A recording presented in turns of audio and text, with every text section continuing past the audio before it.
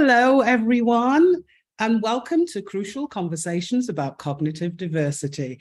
As you may know, my name is Maria Kennedy, and I am your host today.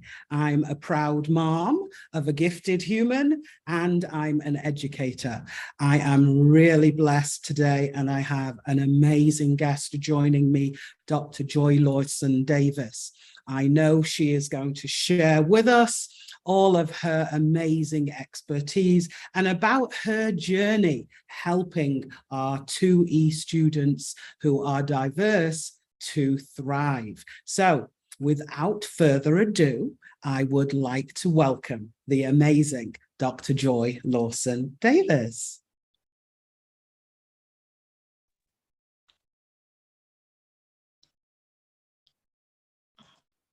Good afternoon. Hi, Good Dr. afternoon, Maria. Hi. How are you? How are you? I'm doing well. That's awesome. I'm awesome. doing very well. We know that you are super busy, and we feel really honored that you can squeeze us into your busy schedule. So, Dr. Joy, I know you have a new book coming out in December, and I'm super excited for when that gets released. But for those people who don't know you, I was wondering if you could start us off by sharing how you got into this whole field of education, and in particular, gifted ed.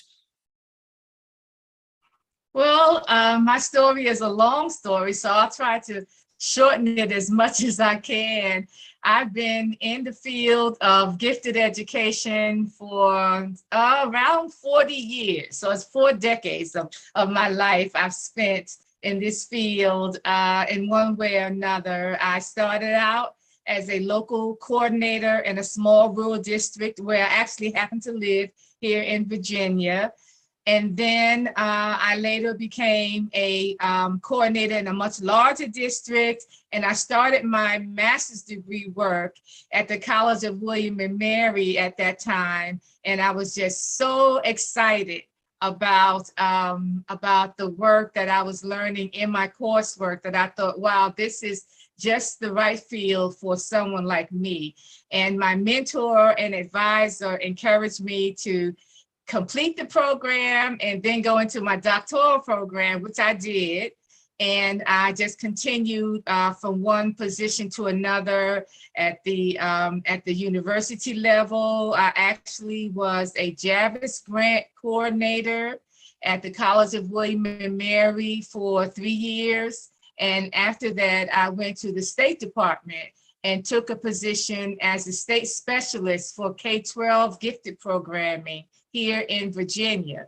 I did that work for 5 years, and it was very exciting. I learned so much about gifted ed. I learned so much about the many ways that school districts were attempting to serve gifted students, sometimes with limited funding. And so it was a big challenge for them. But what I also found in my travels was that there were a number of districts that were underserving students of color, underserving low-income students, underserving students who may have had other kinds of exceptional conditions, and it bothered me. And so I thought, this is where I think I can pin my hat and spend time researching and learning more so that I could share and help other educators as well as parents with this work. And so it's been a journey, quite a journey for me. I've learned so much from so many people. I've had opportunities to travel across the world, teaching other educators, teaching administrative leaders. I've had chances to work in school districts across the nation. I think I've been, Maria, I believe I've been into about 42 states about now. 42 of the 50 states I have been in doing one kind of professional development or another.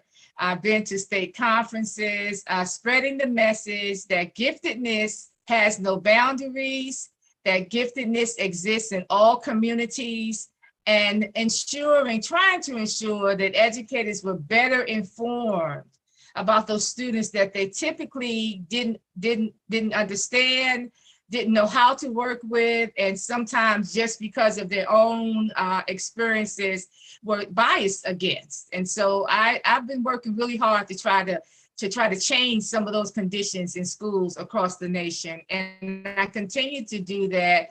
And a few years ago, I became involved in the field of 2E, or twice exceptional gifted learners. And it was very interesting to me to learn more about twice exceptional learners. I actually in my doc program, I actually studied in special education for a while. So I had some background and understanding of special education, the laws, the rules, the conditions that school districts were supposed to be working with students for. And so I understood those issues. And so I did have a clear understanding as to how school districts should be doing this work, and then became more involved with the twice exceptional learner, and only to find out that in many districts, students who were from culturally diverse backgrounds were still being underrepresented in gifted education and in twice exceptional education. And I was very disturbed and very interested in how can we do a better job of looking at the needs of culturally diverse students who were also twice exceptional students. And I worked with other colleagues in the same area. So today I have some information to share with the audience around those issues. And I've done some writing and some publication as well. But and I'll try to answer as many questions as I can in the time allotted. I don't have all the answers. This is a relatively new area of research, of scholarship. And I think we have a lot to learn. And I believe that there are more people that need to get involved in this whole issue, all of these issues, so that we can do a better job for these students and their families. Most definitely. Before we dive into what you prepared, one of the words that struck me was that you said about the biases that our teachers often have. And I know that probably some of them are unintentional and some of them are intentional.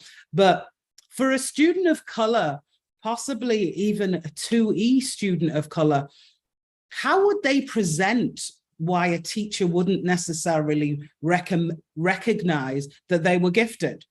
Is there a way that our kids kind of move through life that doesn't make them readily identified as being smart?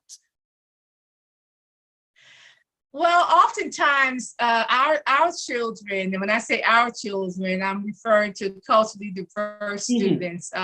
If the teacher in the classroom, if the teacher has not had experiences with the culturally diverse community, with people of color, if they haven't had experiences with working with Black students or working with Latino students or working with students from other culturally diverse backgrounds, they don't always recognize how students will show their smartness, how students will show their creativity, or how students will engage with others. And sometimes, even if they were to recognize some of the same traits, they don't believe as much in the capacity of those students because they come from culturally different backgrounds. They don't believe in the capacity of those students to be as smart as students from the European culture or students who are white. And simply, again, because of their experiences and sometimes because of their own lifelong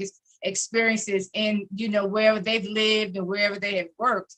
And those kind of natural biases come about because they haven't had the experiences. And so that's why training in cultural competency is very important. It's very important for teachers to learn more about different cultures and how students present, as you say, present themselves, how they present their creativity, how well they may be able to rationalize or solve problems, how well they may be able to experience history and science in the classroom. And so teachers need to have a better understanding of that, but they also need to have more experiences working with students from culturally diverse backgrounds. That cultural mismatch is called the cultural mismatch between teachers and students, where teachers and students come from totally different backgrounds.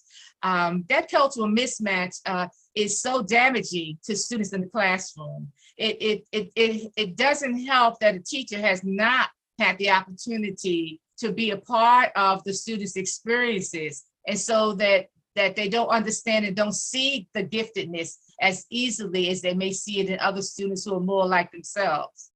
And that's a big issue for us, Maria. The other issue is that, well, yeah, maybe sometimes students of color actually do demonstrate their giftedness in certain areas that teachers are not maybe as interested in. Maybe they demonstrate their giftedness in building and robotics, and maybe their interest in the arts that maybe the teacher in the classroom is not quite as interested in. And so they don't see the brilliant ideas that students express and come across. And sometimes the students demonstrate their giftedness by questioning the teacher, by challenging the teacher. And teachers many teachers don't like to be challenged. Gifted students is not necessary. Those students are not always the one who have all the answers. Many times they have a lot of questions. And if they pose those questions to teachers, and again, the teacher and the student are very much unlike each other in terms of their cultural background, some teachers see this as a threat, or students get into trouble in school. That becomes a behavior issue because the child is questioning the teacher, and the teacher believes that what they share with other students is proper and exact and correct. And this kid sitting over in the corner or in the back of the room may raise his or her hand and question the teacher. And when they question the teacher has to think twice about what they said, because this kid has caused them to take another leap in their own thinking. And that many teachers don't like that. So those kids end up being, disciplined. They get written up. They are the students who are told to go sit in the corner. Oh, I've seen students who sat in classrooms with their chair facing the locker because they were that kind of a student. The chair facing the locker because they were just that kind of kid who understood what the teacher was teaching, but realized sometimes that there were questions about what may have been said.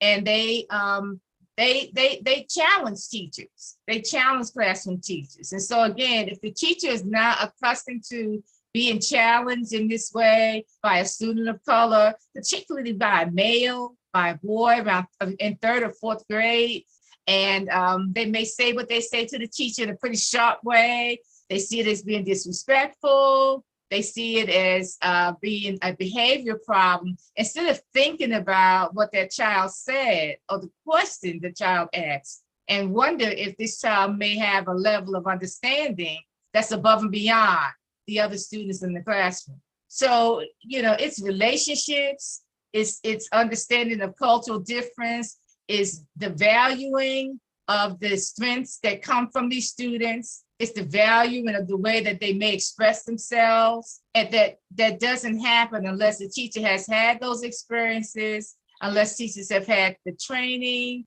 and unless we've been able to peel back the layers of all the biases that may exist within certain individuals who are classroom teachers. Nice.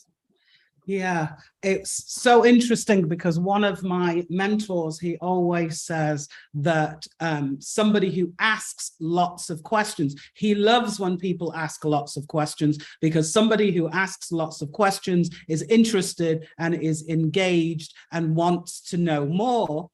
And when you put that in the classroom and the child asks more questions and wants to know more, instead of that being celebrated as an interest and wanting to dive in, instead, the child is reprimanded and considered to be a problem.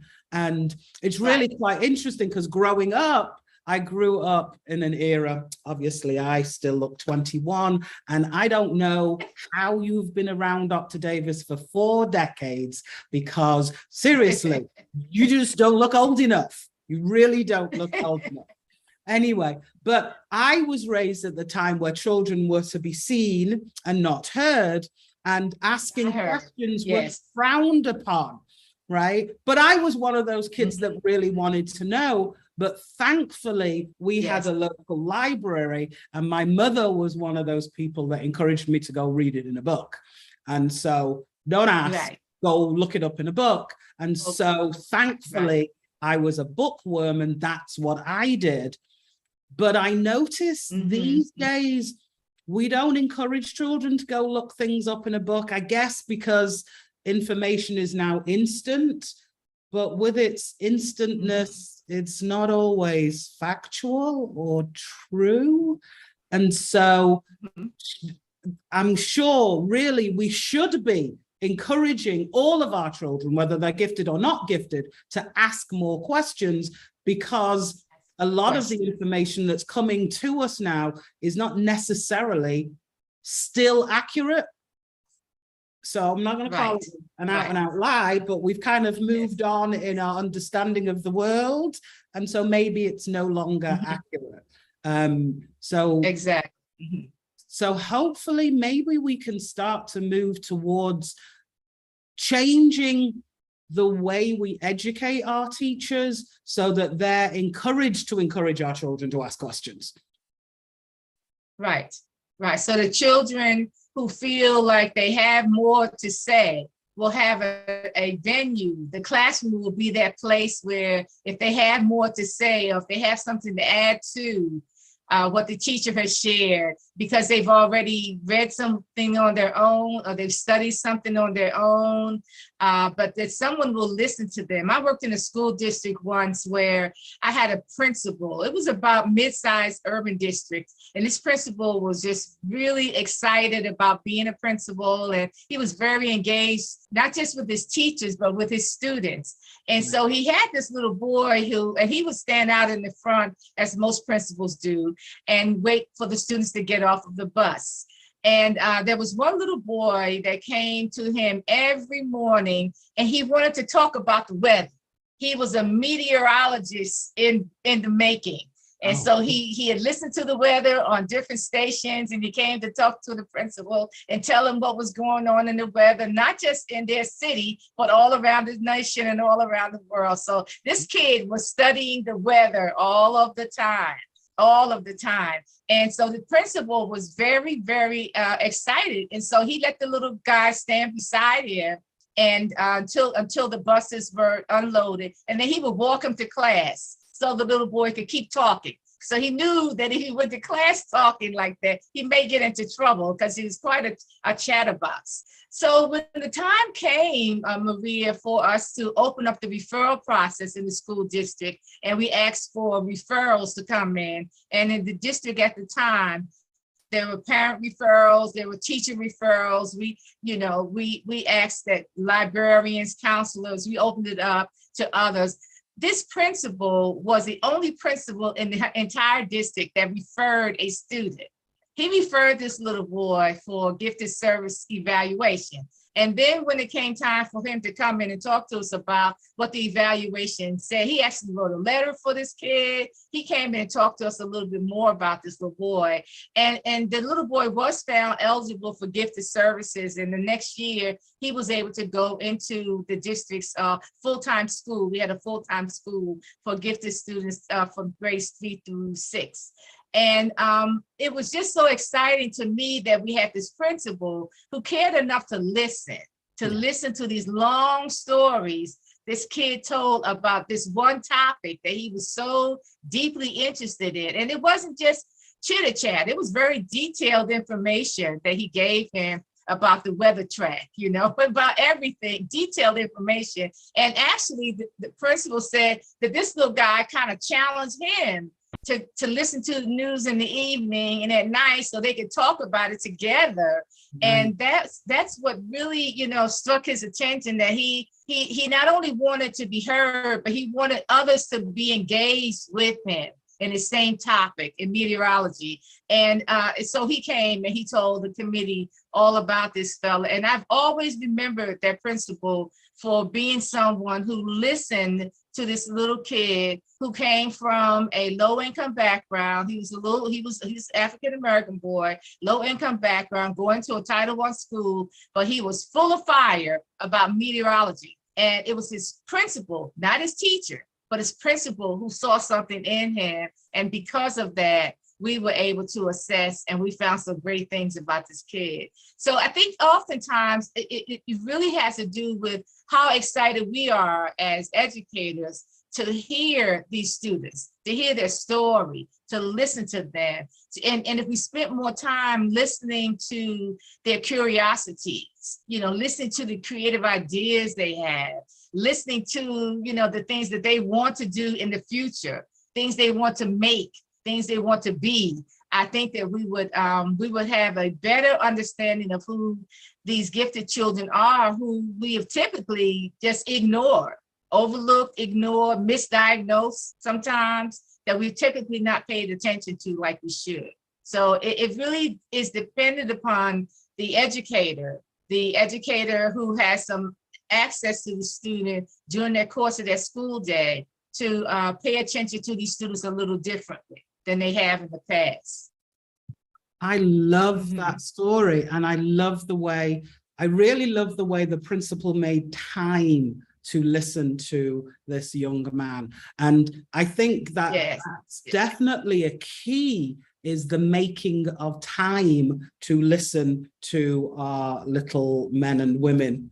But as a busy teacher or a busy parent, a parent with, 3-4 children, or a teacher with a class of 30, is it really possible to make that time for that one individual student?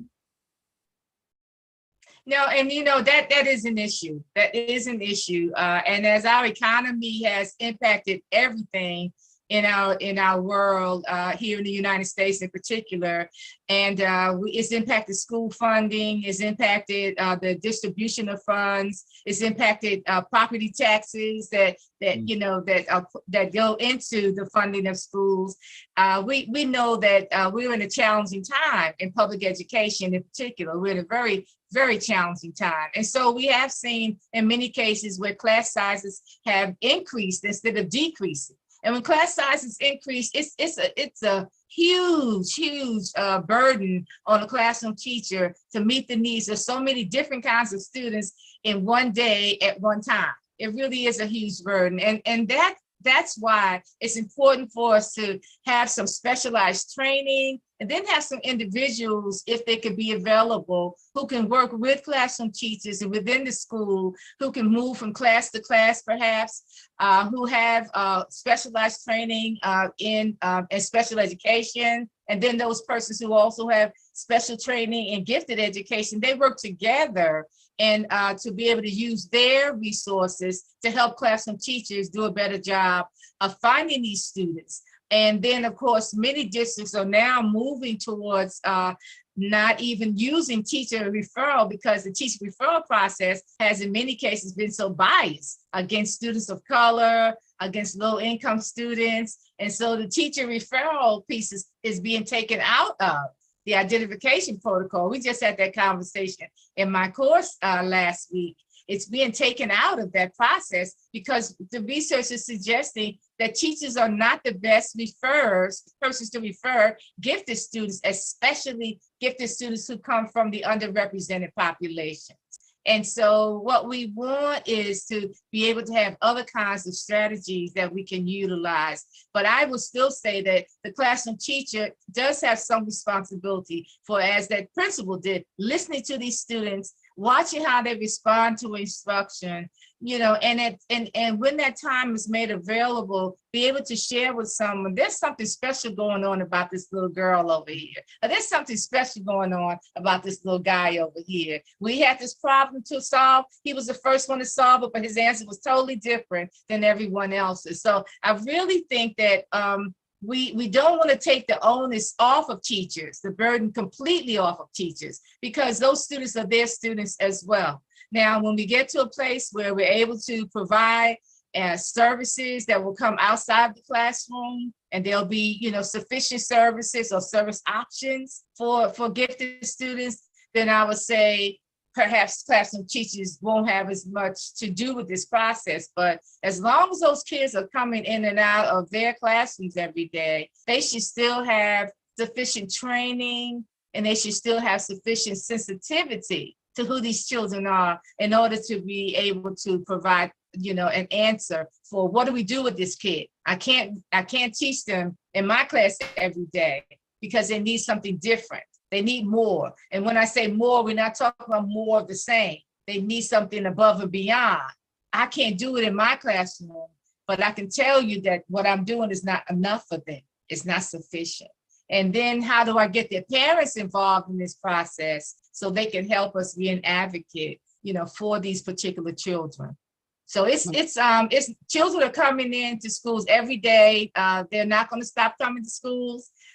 We have some procedures in schools that are going to remain the same, and yet some things are beginning to change. So in the meantime, while things are changing, we still have students to serve. We definitely do. One of the questions came in and it says, can you talk about how non-white children are more likely to be perceived as challenging the teacher rather than as curious and intelligent, and how to help parents and children counteract that? So I think you did talk about how that happens, but then the next bit is how can parents help their children so that they're not perceived in that manner? Well, there's some things about that child being a challenging child. First of all, if they are a cognitively bright child, if they, again, the one who has all the questions, the one who has perhaps study some of this information on their own, or the one who hears a response from the teacher that's not quite accurate and they raise their hand, and they quickly want to answer, want to say, this is something you may want to think about, or they have another answer for you. Once again, the classroom teacher has to be sensitized to those students. They have to know that when those students come in, no matter what the package is, what package they come in, teachers have a responsibility to listen and to not take that as a negative behavior, but to take that as a curiosity. And when students are curious, that's a wonderful thing. When we have curious, creative students, when they're very curious and they want to have answers to questions, that's a good thing. That's not a negative thing. But what do the teachers do? Teachers, I believe, again, teachers have to be more sensitive. I believe teachers have to have more training. They have to have more management skills so that if the student is raising their hand consistently, then maybe, not right now, John, let's see if we, I see so-and-so over here has their hand up. Let them answer. You answered the last 2 times. Let them answer now. Let's listen to what they have to say. So there's some things teacher can do in the classroom. But what I don't want to see is that the students' curiosity is dampened, that because they ask questions all the time or because they speak up all the time, they get into trouble. And after a while, they don't want to talk at all. They don't want to speak up at all because they know that speaking up is going to lead to them having to be disciplined, having to go to the office, having, as they get older, go to suspension or some other kind of disciplinary action is taken against them. And what do parents do? What do parents do? Parents have conversations with these children. First of all, as parents, we also have to learn to listen to these very bright kids. And I know they wear you out. I raised three. And I have 5 grandchildren now, and I can only take a couple of them at a time to come visit on the weekend.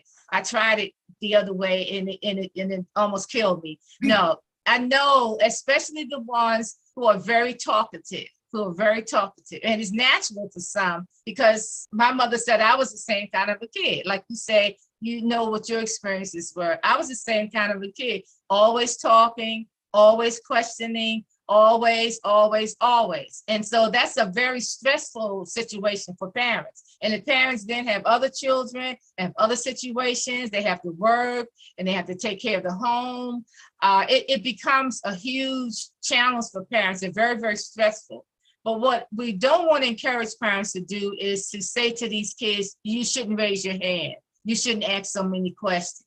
You know, perhaps say to them, look around the room and see if other kids are raising their hands sometimes, and listen to others, because maybe somebody has an answer as well, or maybe somebody else's question is as good as your question. Because many times the gifted child thinks that their question is the best question of all. And that doesn't mean that they're self-centered. It's just that they believe that what they have to say is the best thing ever. And they want people to hear them. But they also have to learn that when we work in society and with groups of people, that we have to be polite, we have to be respectful. And so that's the kind of thing that parents can share with their child and have conversations with them. And then if it happens that they have a difficult teacher that year, and sometimes there are difficult teachers, just like kids can be difficult. If there's a difficult teacher that year and there are no options for moving them out, but if there are options, the parent has to make a decision. Is this the best placement for my child? Should I come in and speak with the teachers? Should I come in and have a conversation with the principal about maybe moving my child into another person's class, so that that teacher would be another teacher might be a little more open to listening to the questions, to perhaps giving a response, or having activities set up so that when this child becomes too busy, too active, there's something else for the child to do while the teacher's working with another group of students over here. So teachers have to learn how to differentiate for students and how they teach one set of students while they also can teach another set. But all that comes with training. Sometimes it doesn't come with teacher training, undergraduate teacher training. It comes with post, graduate training when they're in the classroom. So that comes with training. But, I think that everyone has the responsibility to kind of figure out ways that we can work with these students in the classroom, provide for them the challenge they need, the opportunity they need to listen and learn from others and work in a group with others, but also at home, that parents have those conversations to say, this is the way you function in a community. And the classroom is a community. This is how you function in the community. And as you want to be heard, other students want to be heard as well. And so, these are the kind of conversations that parents have to have. But what I would never encourage a parent to do is to tell that very curious student not to ask questions. I would never say that to a parent, to tell that curious student, don't ask questions, don't raise your hand, because that turns that student off. And then they'll be, we don't know what happens in the mind of a very sensitive child when they're not allowed to speak and to share and to engage in the learning the way that they feel is best for them to engage in it. Wonderful. Just on, I think that follows on great from that. Another question was, what specific training would you suggest for an educational community that isn't organically diverse and aren't able to get as much real world practice in daily interactions? Who can't get the real world practice? Yes, because they don't say that again. So what specific training would you suggest for an educational community that isn't organically diverse and aren't able to get as much real world practice in daily interactions? So I guess they don't have students, or many, if any at all, students of color in their school community. Right. What can they do? Where can they access training? What should they be doing? Well, I think that there are many avenues that people can go to. And one of the things they can do is there's some books that people can read and perhaps have book studies and have conversations among themselves.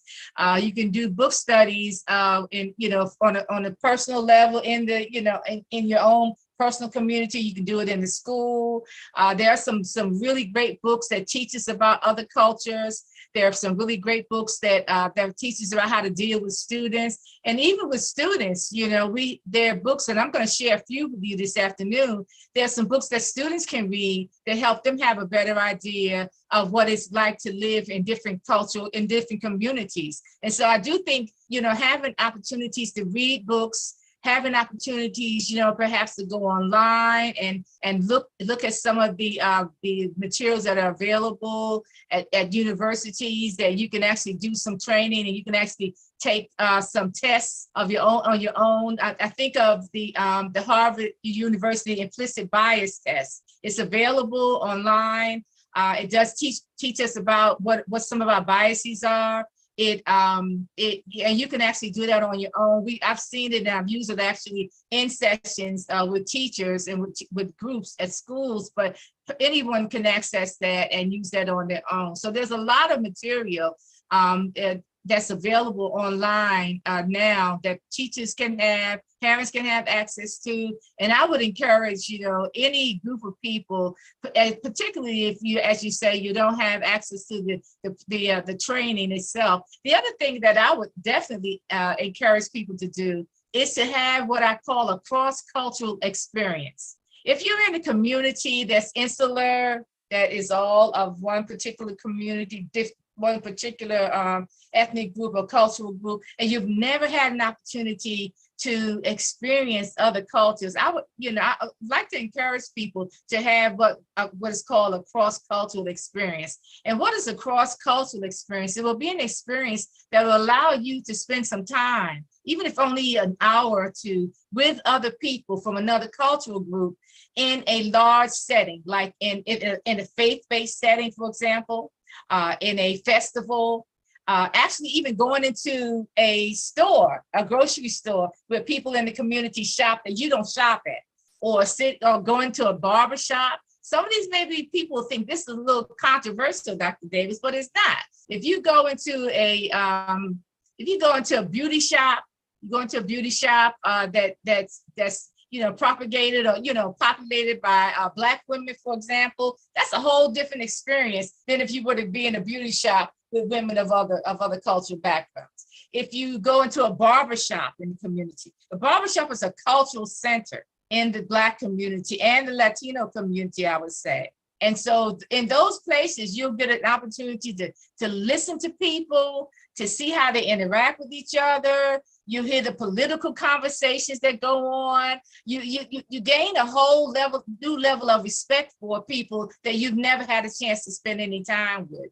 When I was teaching at the University of Louisiana, Lafayette, I was one of the teacher ed professors, and I taught a diversity course. And so my students had to go out into the field and had field experiences. And so because I was teaching the diversity course, I had the freedom to send them to different locations other than just out to schools. And so they had to spend at least 3 hours in a cross-cultural experience. And one of the options for cross-cultural experience was to actually go to another church. They didn't have to go. I wasn't doing any proselytizing. They didn't have to go. But I said to them, if you've been in a Catholic church all your life and you've never been to a Baptist church, or you've never been to a Church of God in Christ, or you've never been, then you've had an experience that you don't see that other people have. And it shares so much about who they are as a people. And then come back, and I gave them some prompts to respond to and write an essay about your experience.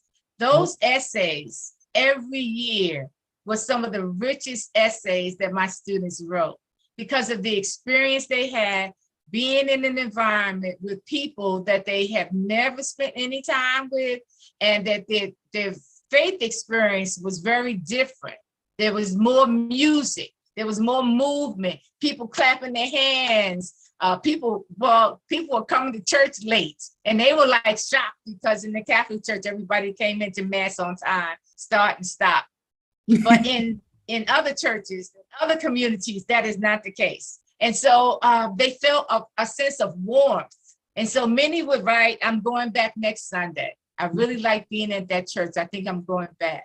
And so it was very interesting to hear and to see the change of the mind of some of the students who had not had opportunities to be around Black students. But one of the reasons I did that also was because the next year when they did their field experiences, their student teaching, they would be out in schools in the community that were schools that they may be working in a year or two later. And they didn't have very much experience, once again, because this is the Cajun or the Acadian community. They call themselves Cajuns. Cajuns, they went to Catholic church, they came back home, and everything was pretty much, pretty much the same. And so it was very interesting to hear from those students about having that cross-cultural experience, or going to a festival and hear music of another culture that they hadn't spent any time with. So the cross-cultural experience is something that I think pretty much anyone can take advantage of. But I do know that book studies, cross-cultural experiences, and maybe going online to see what kinds of materials are available that you can read and have conversations. But I would never say do this by yourself. I would say maybe with a small group of people and have some intimate conversations. Yes. I love that. I'm a queen of cross-cultural experiences. So I'm blessed. I'm blessed because my family are all different faiths. So I have had to go to lots and lots of different churches, and it's been brilliant. It's absolutely wonderful. Yes. One of the questions is, how do you help educate the communities of color to recognize these opportunities and become aware or advocate for their student to be identified as a gifted child in our school system where compliance is the expectation? Ooh. Well, again, that's a big one. So in my studies, both in my master's degree and in my doctoral program, I did research on parent and community involvement, engagement. That was all I did for both of those studies. And I spent a lot of time reading about the Black community in particular, and the history of the Black community's involvement with their students in schools, and what ways are best to help parents be supported and bring parents into this whole picture of parent engagement, family engagement. And so, I learned some things myself, but I also was able to put together some packages of information that I thought was very important, very necessary. So I do believe that parents need to participate in training and workshops. I think that school districts can offer workshops for parents that teach parents about achievement, how to set up achievement-oriented households, teach parents about advocacy, how do we help parents understand what their role as advocates are. And in my book, my first issue of Bright, Talented, and Black, in the back of the book, there's a glossary. And I purposefully put this glossary in the back of the book because I knew that parents of any culture, for that matter, many parents don't know the language of gifted education. And there's a specific language to any discipline. Gifted education is a discipline. And so many parents didn't understand the difference between, or don't understand the difference between ability tests and achievement tests.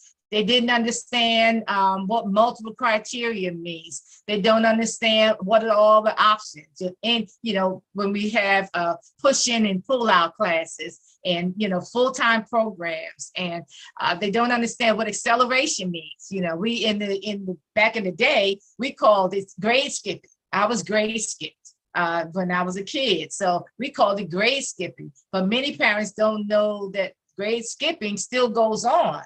And it's an option for them. And now we call it acceleration. And there's some great research around acceleration. And so parents need to know the language of the field. And for me, that was an absolute must. That's an absolute must. And so when I do parent workshops, for school districts, I always emphasize the language of the field. So parents need to have this information. So these workshops have to be set up by someone. And I would say that if the school district is deeply concerned about the lack of parental engagement or parents being misinformed, then set up workshops for them. Now, your workshops, how do you host your workshops? You can host the workshops at school, but I would also say that you should take those workshops out into the community, because many times parents will be more encouraged to go to a session if it's at a community center, at the Boys and Girls Club, or again, at the church, or, at another facility that they go to anyway. So have those sessions there, and then bring people in to work with the parents, okay? I've done those kinds of sessions, again, all over the country, everywhere from California to New Jersey. And sometimes the room or the auditorium is packed, and sometimes there are 3 or 4 people, but I do the session anyway, because I think it's really important for parents to understand their role as advocates for their children. Their role as advocates is critically important. Those parents who are able to get what they need for their students are the best advocates. They have ideas that other parents don't have. They have the wherewithal. And when I say that, I don't mean that they have money or resources. They have the gumption, the guts, and they stick with it, and they don't give up, because they know how important it is for their role as an advocate. It's very important that they speak up for their child, because sometimes the school district doesn't understand their child. The school district may have other priorities. The school district is not as interested, or the school itself is not as interested in bringing parents in, especially parents that may be different. And so it's important to speak to these parents, teach them what their role is, teach them the language, help them understand what it takes for them as a parent of a gifted child, and how long this process is going to be. This year it may work out well. Next year, 2 years later, they have to go through the whole process all over again, because as a child changes from grade to grade, school to school, new people come in, things change. And when you thought, oh my gosh, I got this nailed down, all of a sudden something happens and you have to start again. I've known parents that have done some wonderful things. I've known parents that have started out as advocates for their students, ended up being on the school board in that district, and then later on ended up running for the legislature for their state, for their area. And I just thought, this young lady I met, yes, indeed, she was just powerful. She had 5 children. 5, and 4 of them were, she was working to get 4 of them in the gifted program. 1 was a 2E student. And she worked very, very hard. She gave information and articles to the principal, to the teachers. They still didn't listen, but she kept pushing and started setting up. They allowed her to do sessions. That she's Latino, so she was second language. They let her do sessions at school in the afternoon. Other parents came, and when the other parents came, they became empowered, because his parent had given them this information that they had not received from any other venue, from the school itself. I've done these sessions across the nation. I've had parents come up to me afterwards, and sometimes almost in tears, saying they were so grateful. You must sit in my living room at night, because you know my child so well, Dr. Davis. The things that you're saying about them, and the experiences that you've had, or some would say, I've never knew about this until tonight. I didn't know about this information, because perhaps this is the first session, or perhaps the first time they came to a meeting. So it's not always the school district's fault, but I do believe that if you do things a little differently, sometimes we may get different results. So if you're looking to engage parents, then bring in some of the leaders in the district, some of the leaders in that community. Let them be the agents to connect with the parents, and be welcoming, be open, make people feel like gifted programs belong to them too. Oftentimes we've been so isolated and so elitist in our approach to working with families in schools and talking about giftedness. It's like it's a specialized club or something. It's not a club. It's about these children who are different, who are cognitively different, who are special in the ways that they see the world, who are sensitive. This is what this giftedness is all about. It's not, so that means it can be for anybody, any community, every community around the world. Gifted children can be found in very small communities, very isolated, very poor communities, as well as in very large places in urban areas. Gifted children can be found in so many places. And so we have to be more open with what we talk about, and more open in how we share our materials. When I was living in Lafayette, Louisiana, I went, you see how I wear my hair, so I get my hair cut at a barber shop. And I went to a shop that a young man and his wife owned. It was a really beautiful place. It was like female shop on one side and males on the other, and it was just really a great place. And I saw that they had some flyers on the shelf in there. So when I started operating their gifted services, the gifted center at UL, University of Louisiana Lafayette, we made flyers to distribute in the community. I took a set of flyers and asked the young man who owned the shop if I could put those up in his shop. And he said, absolutely. And he said, you know what, this is the first time I've ever seen these flyers. And I live right here. I didn't even know they had a program in the summertime for gifted kids. Yeah. So I'm like, okay. So I brought my books in. I brought my books in. I gave him books. I said, put these up here too, people to read them. Gave him books. You know, we just have to open this up a lot more. We have to open it up. We really, really want to serve our gifted populations better, no matter who they are. We have to open it up more and make people feel that this belongs to them as well. Hey, that's awesome. I can't believe that the time has flown by. I want to squeeze in 2 more questions if I can. One of the first ones is, did you have time to explore the experiences of undiagnosed disability and how it affects many undiagnosed autistic and ADHD learners? The undiagnosed disabilities kids. Yes. So I would say that Go on, sir. Go ahead. No, I was asking. No, I would say that no, go ahead. I'm cutting over you. What are you gonna say? Oh, I was just gonna say, were you able to explore that? Well, actually, in a school district that I worked in, I actually had opportunity to go into the schools and to observe students. And when I observed my students, I actually was able also to observe these students in the classroom. Undiagnosed disability students who in some cases may have been diagnosed, but the diagnosis was probably faulty. It wasn't the appropriate diagnosis for this child. For example, a student who was diagnosed as ADHD, who ended up being a student who had a learning disability, who actually had a like dyslexia. I found out later this kid was diagnosed with dyslexia, but he was not diagnosed with dyslexia. They actually, in the school that he was in, they actually just kept overlooking the other challenges that he had in the classroom because of his behavior.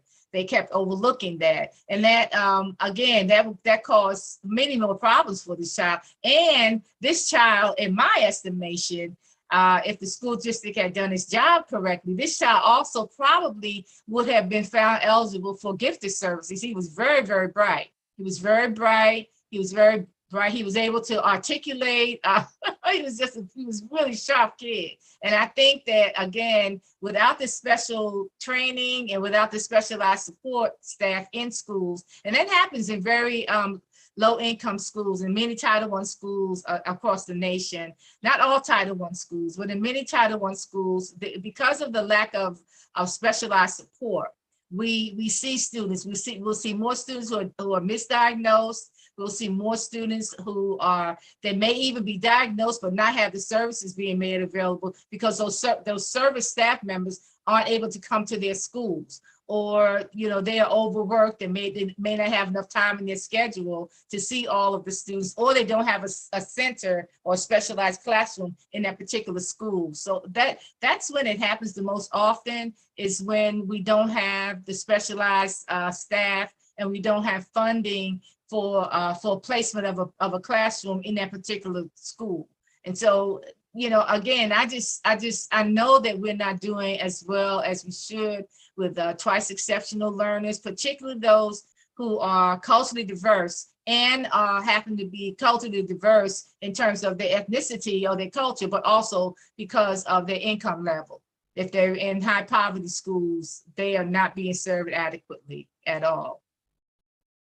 Most definitely. Dr. Davis, I cannot thank you enough. The chat's been blowing up, people, and we still have several questions that we just are not going to have time to answer. But I know people want more connection. They want more resources. So is the best thing for them to follow you, to Google you? Where should people go for more information, particularly about children of color?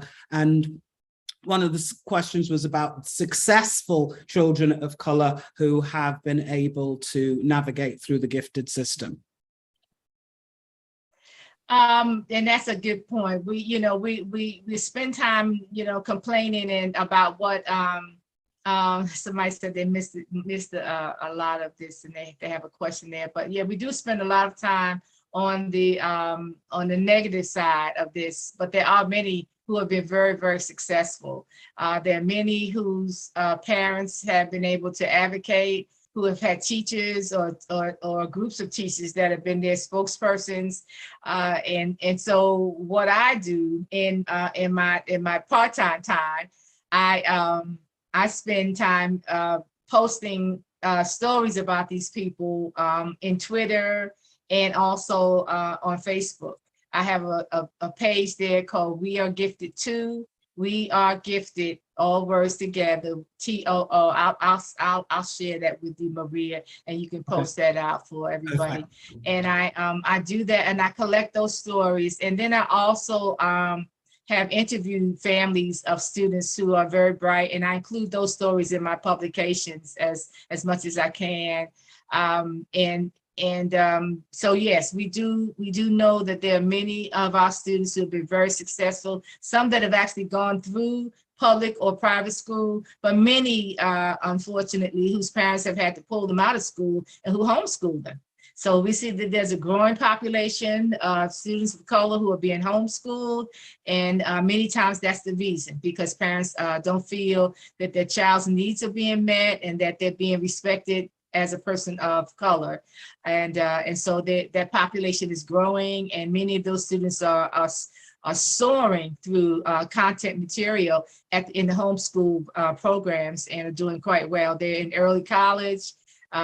These are the kids who are 14 years old going to college and getting a degree. Nice. I've been working with the 18-year-old who went into law school, Haley Taylor Schlitz. And Haley is finished. She's out of law school now, and she passed the bar, and she's just amazing, So there's many of these kids out there. They've been accelerated, and but they were accelerated because their parents were strong advocates, or because they had a connection with someone like myself, and we push. And oftentimes I talk to families on the phone. I advise them, I guide them. I counsel them and to help them, and I'll be the mediator sometimes if I can. But there are stories, there are great stories, and I have included a number of them in the second edition of Bright Talented and Black, and so I think it's important for us to tell those stories as well. So that's one of the ways. But one of the ways to get in touch with me is by going to, if you're on Facebook, I'm on Facebook, Dr. Joy Lawson Davis. I don't know if I can get any more friends, but you can actually go to my pages and find the work there.